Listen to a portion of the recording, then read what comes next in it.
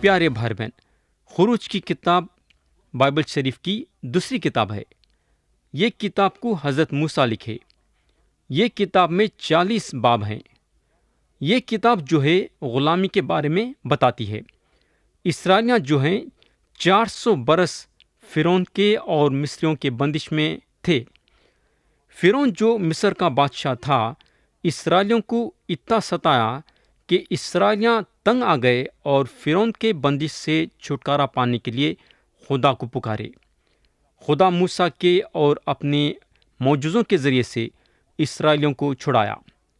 خدا اسرائیلیوں کو باہر نکالا اور ان کی نیک ہدایت کرا وعدے کے زمین پہ پہنچانے کے لیے، وہ زمین پہ جس کا خدا اسرائیلیوں کو وعدہ کرا تھا دینے کا۔ جب لوگ مصر کے باہر آئے تو خدا اسرائیلیوں کو 10 حکمیں دیا اور ان لوگوں کو حکم کرا کہ ان لوگاں یہ اس کے 10 حکموں پہ عمل کرے۔ پیارے بھائی بہن، یہ کتاب یہ بھی بتاتی ہے کہ اسرائیلیاں خدا کے نافرمان تھے، جس کا نتیجہ یہ ہوا کہ جتنے لوگاں مصر سے باہر آئے وعدے کے زمین پہ قدم نہیں ڈال سکے سوائے یشوع اور کالب کے۔ ان کا گناہ ان کو وعدے کے زمین پہ پہنچانے سے روکا، مگر ان کی جو اولاد تھی جو 20 برس کے نیچے کی تھی، وہ لوگ وعدے کے زمین پہ پہنچ سکے۔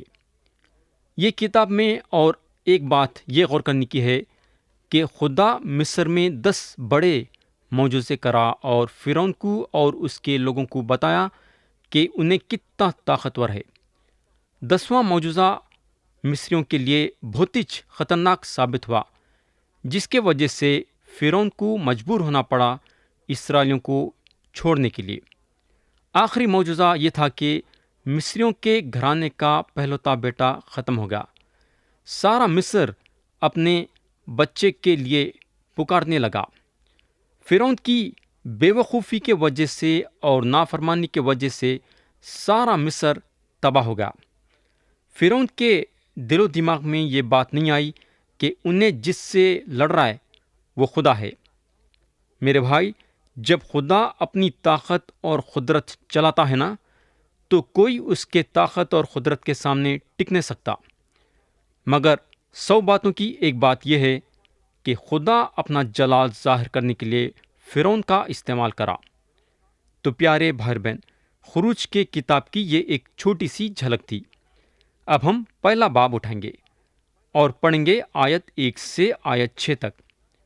لکھا ہوا ہے، اسرائیل کے بیٹوں کے نام جو اپنے اپنے گھرانے کو لے کر یعقوب کے ساتھ مصر میں آئے، یہ ہیں: روبن، شمعون، لاوی، یہودا، اشکار، جد، آشر، اور سب جانیں جو یعقوب کے سلب سے پیدا ہوئیں 70 تھیں، اور یوسف تو مصر میں پہلے ہی سے تھا، اور یوسف اور اس کے سب بھائی اور اس پشت کے سب لوگ مر مٹے۔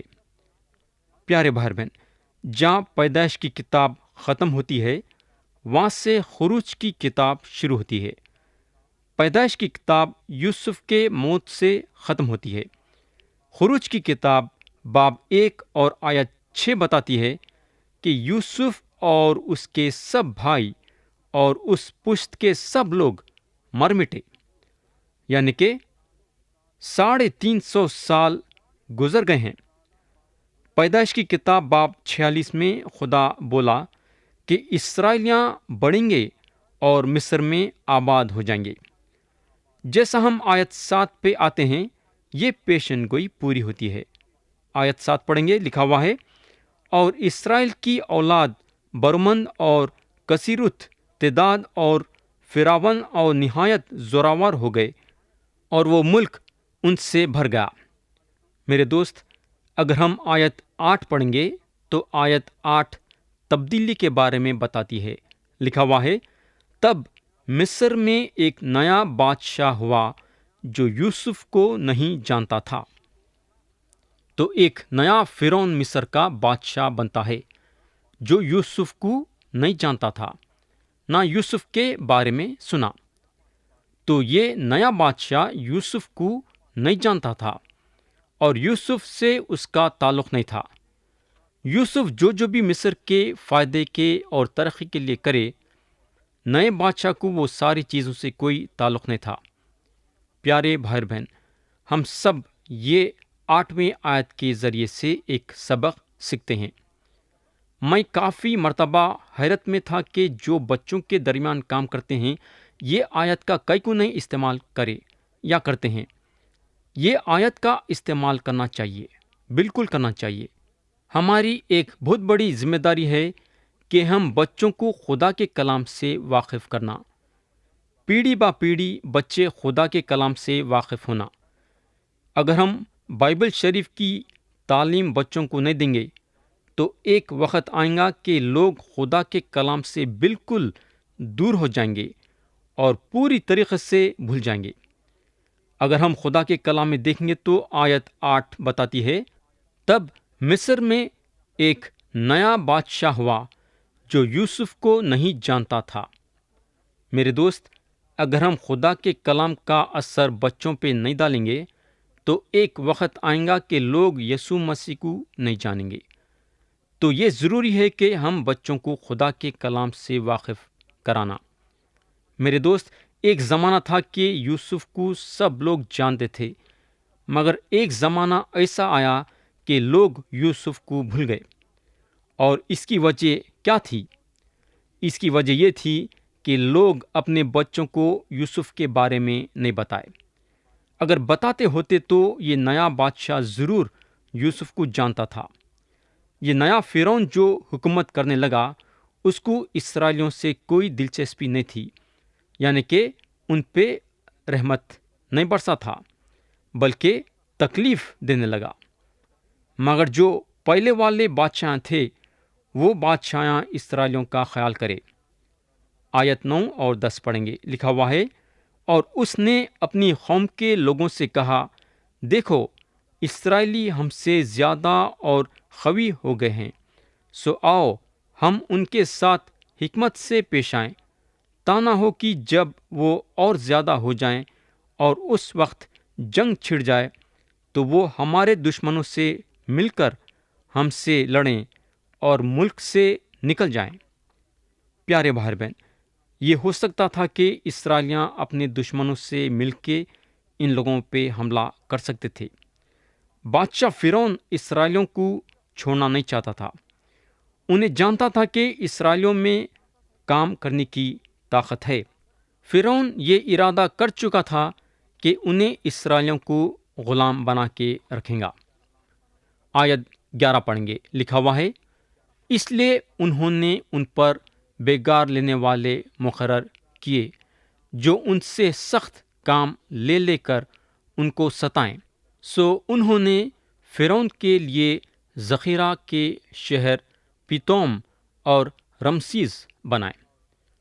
تو اسرائیلیاں سخت محنت کے لیے لگائے گئے۔ اسرائیلیوں کو ذخیرہ کے شہر پیتوم اور رمسیس بنانے کے لیے مجبور کیا گیا، اور ان لوگاں یہ شہر بنائے، اور یہ اینٹ سے بنائے، اور اینٹاں اسرائیلیوں کو بنانا پڑتا تھا۔ شروع میں اسرائیلیوں کو گھوس دیا جاتا تھا اینٹاں بنانے کے لیے، مگر جیسا فرعون ان لوگوں کو اور ستانے کا خیال کرا تو ان کو گھوس دینا بند کر دیا۔ ان لوگاں اپنے سے گھوس تلاش کرنے لگے۔ میرے دوست، جب ایک انسان دوسرے انسان کو ستانے پہ تل جاتا ہے تو پھر اس کو چھوڑتا نہیں، مگر خدا ستانے والوں کے خلاف ہے۔ خدا ضرور ان لوگوں کا ساتھ دیں گا جو ستائے جاتے ہیں۔ اگر ہم غور کریں گے تو ہم کو معلوم ہوگا کہ خدا اسرائیلیوں کے پکارنے کی آواز کو سنا اور ان لوگوں کو فرعون کے بندش سے چھڑانے کا انتظام کرا۔ اگر اس وقت یہاں دیکھیں گے تو یہ شک کی بات نہیں ہے کہ فرعون ان لوگوں کے زندگیوں کو حد سے زیادہ سخت کر دیا تھا۔ بیچارے اسرائیلیاں حد سے زیادہ تنگ آ گئے تھے۔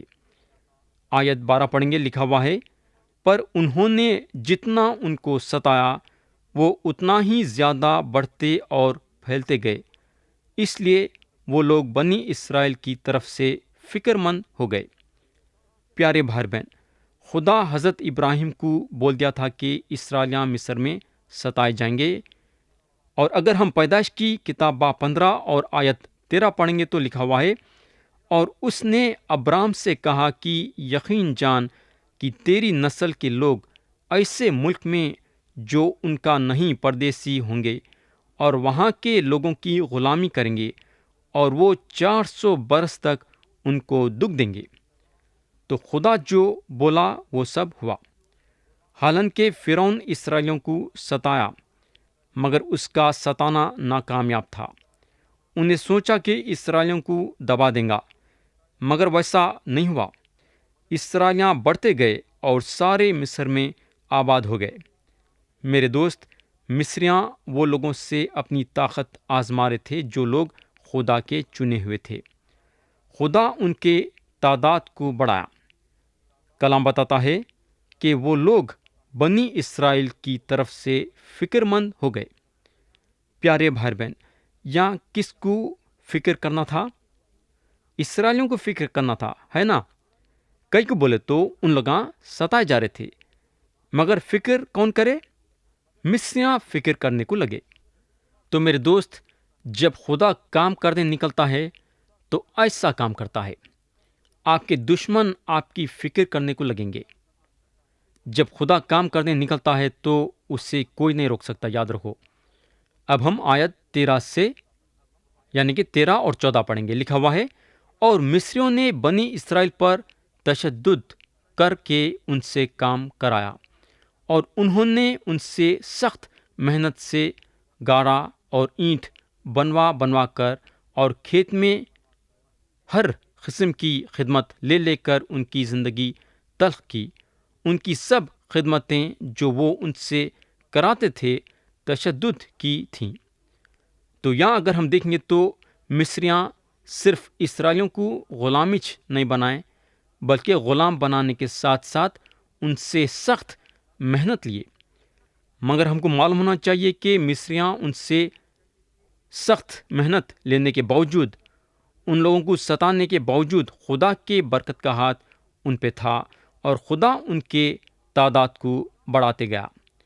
بادشاہ جب دیکھا کہ ان کی تعداد بڑھتے جا رہی ہے تو دایوں کو بلا کے ان سے بات چیت کرا۔ آیت 15 میں لکھا ہوا ہے، تب مصر کے بادشاہ نے عبرانی دایوں سے، جن میں ایک کا نام سفرا اور دوسری کا فوا تھا، باتیں کی۔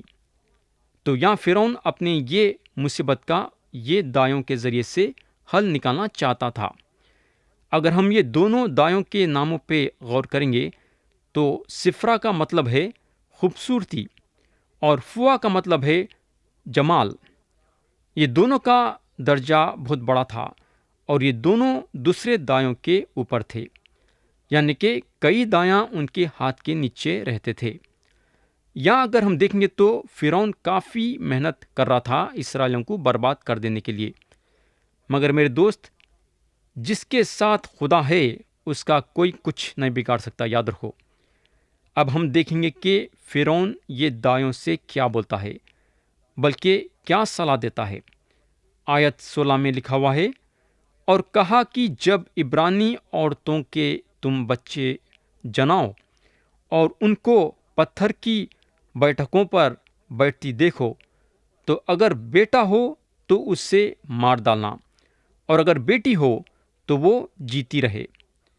پیارے بھائی بہن، یہ شیطان کا ایک حملہ ہے، وہ نسل کو برباد کر دینے کے لیے جو نسل یسوع مسیح کی طرف بڑھ رہی ہے۔ اگر ہم غور کریں گے تو شیطان یہ چاہتا تھا کہ یہودیوں کی نسل ختم ہو جانا۔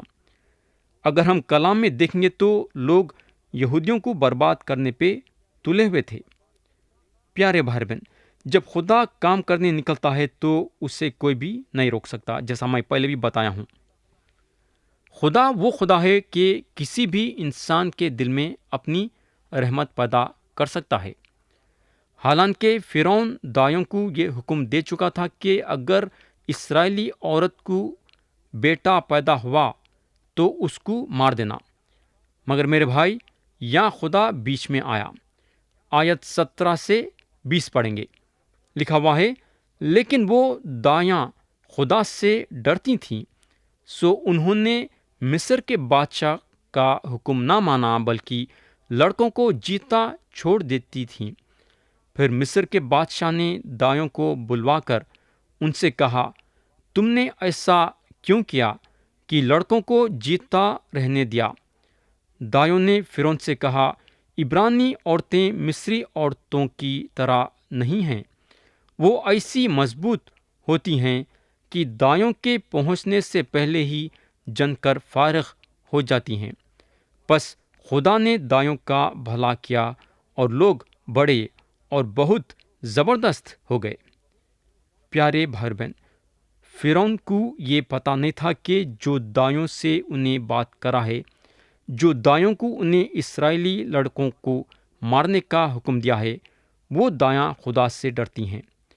وہ دایوں کے دل میں خدا کا خوف ہے۔ یہاں اور ایک بات یہ غور کرنے کی ہے کہ فرعون کو پورا موقع تھا دایوں کو ختم کر دینے کے لیے۔ فرعون کے پاس وہ اختیار تھا، مگر فرعون دایوں کو ختم نہیں کرا۔ میرے دوست، کیا آپ نہیں سمجھتے کیا یہاں بھی خدا کا ہاتھ ہے؟ کیا آپ نہیں سمجھتے کیا خدا کی طاقت یہاں استعمال ہوئی ہے؟ میرے دوست، خدا فرعون کو وہ دایوں کو ختم کرنے نہیں دیا۔ کئی کو بولے تو یہ دایاں خدا کے حکم کو ماننا پسند کرے۔ خدا فرعون کے دل میں ایسا کام کرا کہ فرعون کو موقع نہیں دیا دایوں کو ختم کرنے کے لیے۔ تو پیارے بھائی بہن، فرعون جتنا کوشش کر رہا تھا اسرائیلیوں کو ختم کر دینے کے لیے، اتنا ان لوگاں دن با دن بڑھتے تھے، ان کی تعداد بڑھتے جاری تھی، اور فرعون اپنے آنکھوں سے دیکھ رہا تھا کہ اسرائیل کی تعداد بڑھتے جاری ہے۔ مگر فرعون جب بھی اسرائیلیوں کو ختم کرنے کی کوشش کرتا تھا، خدا اس کے ارادوں کو ناکامیاب کر دیتا تھا۔ تو پیارے بھائی بہن، یہ دایاں خدا کے حکم پہ چلنا پسند کرے اور فرعون کے حکم پہ نہیں، اور اس کا نتیجہ یہ ہوا کہ خدا ان کا بھلا کرا۔ میرے دوست، آج ہم یہ سوچتے کہ خدا کی طرف سے ہم کو برکت کیوں نہیں ہے۔ اس کی ایک ہی وجہ ہے، اور وہ وجہ یہ ہے کہ ہم خدا کے حکموں پہ عمل نہیں کر رہے۔ ہم ہمارے پسند سے جینا چاہتے ہیں۔ ہم کو معلوم ہونا چاہیے کہ خدا کے کلام پہ عمل کرنے سے ہمارے زندگی میں کامیابی اور ترقی ہے۔ آیت 22 پڑھیں گے، لکھا ہوا ہے، اور فرعون نے اپنی قوم کے سب لوگوں کو تاکیداً کہا کہ ان میں جو بیٹا پیدا ہو تم اسے دریا میں ڈال دینا، اور جو بیٹی ہو اسے جیتا چھوڑنا۔